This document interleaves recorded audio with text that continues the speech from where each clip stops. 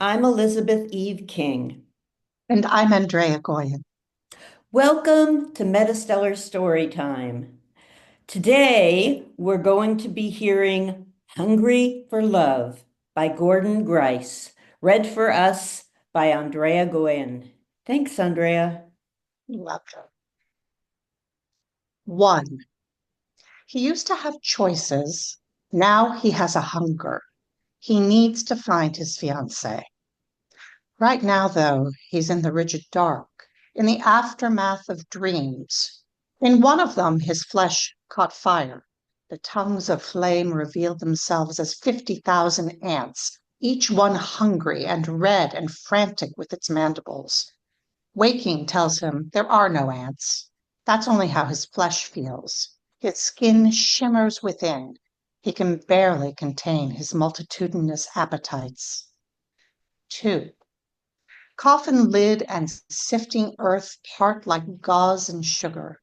His fingers are hard now, like the talons of a condor. His old skin is a caul. He eats it. Its proteins feel rich on his tongue. They nourish him for the new life. Only the hair of his old self is recalcitrant. It clings like corn silk in his mouth. He feels the carrion beetles crawl within it. He wants to blow the hair out with his breath, but he has none. Breathing is no longer a hidden rhythm and a reflex. He has to search for it, perform it as a chore, or forget it altogether. Finally, the hair blows out, strand by wet strand, and goes dandelion dancing away. The skin he's left to wear is moist and new, but touched already by the tunneling of insects. Their passages have left a kind of writing on his skin. No one is near to read it. Three, a young woman pauses to let her dog do its business. To his surprise, the man who's come wandering from his own grave sickens at the thought of it. His gagging draws her attention. Are you okay? She says and leans to look at his face. The moon is out, half full and almost hidden in the blue buzz of the streetlight. Jesus, she says, and steps away. She's not the right woman. Nonetheless, he seizes her arm and bites, the salt of it bursting in his mouth. She's screaming now, her voice so shrill it sounds like power lines arcing. The dog bounces around their legs, barking in a hoarse little voice. The woman tries to pull away, but he has her in his hands now, the bone and smooth, beautiful muscle, and he bites and bites the salty brie of her. And soon she is quiet. But the dog keeps bouncing, barking. It seems more playful than protective. When the woman sags to the cement, the dog gets more excited, jumps on her, and gets in the way. He pushes it aside gently as he can, so he can continue. Shut that damn dog up, someone yells, and a window slams. Four. What he's really hungry for is his fiancée, the one who woke him to this life. He'd seen her at his window, the yellow half moon oozing over the horizon in a haze, her yellow eyes like a second moon and a third. Am I dreaming, honey? It was the only way to figure her return. His hands smelled of the roses he'd laid at her grave, rather of the one he kept and crushed in his hands while he lay in prayer, in recrimination of God. Get the window open before she goes away, he thought, before the bubble of dream bursts.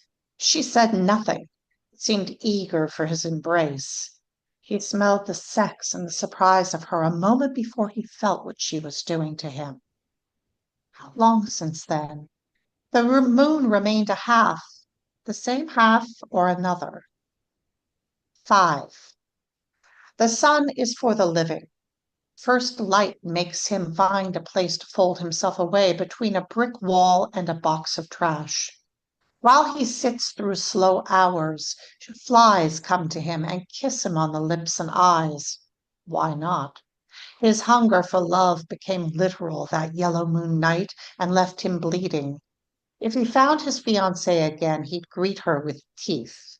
Let the living practice of a gentler love, even the smallest of the living. He feels the flies laying their gluey eggs. Within hours, he feels their pulse. His skin blisters pregnant. With evening, a long-legged bug picks its way on his arm, its steps light as dew. It bends its many knees to kiss him in its turn. He no longer minds being eaten. Each appetite is a facet of the larger hunger that is life. He feels closer to God. He can almost hear him breathing beyond the box of trash. 6. Which doesn't mean he's lost the appetite for love.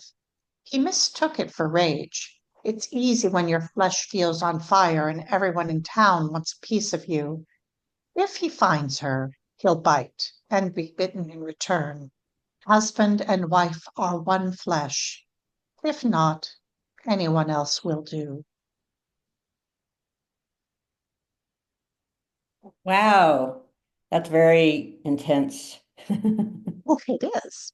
Yes, thanks, Andrea. That was great. Yep. And thank you for joining us here at Yes, thank MetaStellar Story. If you'd like to hear more, you can go to our YouTube channel. And if you'd like to read the stories, you can go to metastellar.com. Thank you so much for joining. thank you. Bye bye. Bye bye.